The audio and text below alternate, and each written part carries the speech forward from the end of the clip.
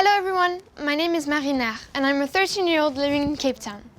I was born in France, but I have lived in South Africa for nearly my whole life.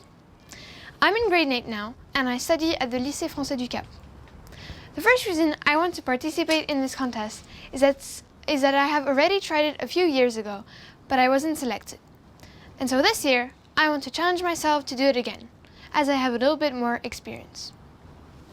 The second reason I want to participate is that since moving from a very big, busy city to a smaller city on the coast, such as Cape Town, I realized the importance of the ocean and how it plays a vital role in the well-being of us humans. I strongly believe that without it, we could not survive. Bonjour tout le monde, je m'appelle Marina et j'étudie au lycée français du Cap. Je suis une Française de 13 ans qui vit à Cape Town. J'aimerais participer à Ambassadeurs en Herbe car je veux sortir de ma zone de confort et aussi parce que depuis que j'habite à Cape Town, je réalise l'importance qu'ont les océans pour les humains dans la vie de tous les jours. Comme je vous l'ai dit dans ma présentation, j'habite au Cap et chaque fois que l'on passe des vacances avec des amis, on va à la plage voir les manchots. Toujours les manchots. Les touristes les adorent et je ne comprends vraiment pas pourquoi. D'abord, ils sont plutôt moches avec leurs petits yeux et leurs grosses pattes. Et puis, ils ont une démarche vraiment ridicule. Et aussi, qu'est-ce qu'ils sentent mauvais? On ne peut même pas les approcher. La mauvaise nouvelle, pour les amateurs de manchots, c'est que leur population diminue à toute vitesse. Selon Sancob, la Fondation d'Afrique australe pour la conservation des oiseaux côtiers, il y avait en 1900 environ 1,5 million de manchots du Cap. Aujourd'hui, il n'en reste que 30 000. Ces oiseaux sont même inscrits sur la liste des espèces en voie de disparition de la Convention CITES.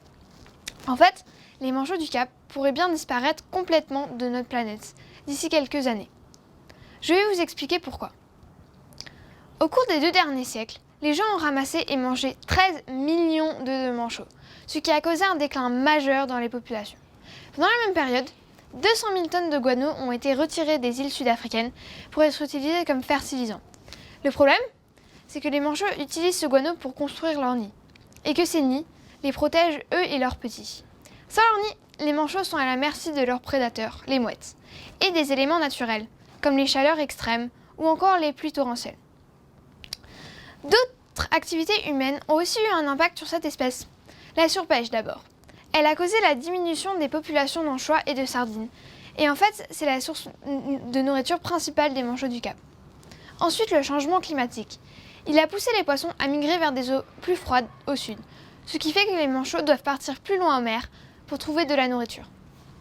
Non seulement ça, mais à cause des marées noires, beaucoup de manchots sont morts. En effet, le pétrole est très mauvais pour eux, car en plus d'être toxique, il détruit complètement l'imperméabilité de leurs plumes. En fait, si une zone, même aussi petite qu'une pièce de monnaie, n'est pas imperméable, l'eau s'infiltre dans le duvet et les manchots peuvent mourir de froid. La dernière chose qui fait disparaître les populations de manchots du Cap est la pollution plastique. Elle tue les animaux marins plus qu'autre chose et perturbe l'écosystème. Elle contamine aussi l'océan, car en se dégradant, le plastique relâche des produits chimiques. Pour toutes ces raisons, les manchots sont en train de disparaître. Et qu'on les aime ou qu'on les aime pas, c'est un vrai problème pour l'Afrique du Sud. Car les manchots ont une grande importance au niveau économique. Chaque année, des milliers de touristes viennent les voir à la plage de Boulders à Simonstown. Selon Sancob, la colonie de manchots qui s'y trouve génère 885 emplois et 311 millions de dollars par an de chiffre d'affaires. Culturellement, ils sont aussi importants car ils ont un grand rôle, car ils représentent le monde marin sud-africain. Et surtout, ils font partie d'un écosystème. Leur guano est importé dans la mer et ils favorisent la croissance des algues. Les manchots sont eux-mêmes des proies pour d'autres espèces, comme les mouettes, les requins ou encore les mangoustes. Je pense qu'à ce stade, vous avez compris qu'en fait, les manchots, je les déteste pas tant que ça. Mais de toute façon, ce n'est pas ça le plus important. Ce qui compte vraiment, c'est de sauver les espèces en voie de disparition, car elles sont essentielles pour nos écosystèmes et pour la stabilité de l'économie mondiale. Que ces espèces nous plaisent ou non, qu'on les trouve mignonnes ou pas, ce qu'il faut comprendre, c'est que tous les êtres vivants dépendent les uns des autres. Nous sommes tous liés.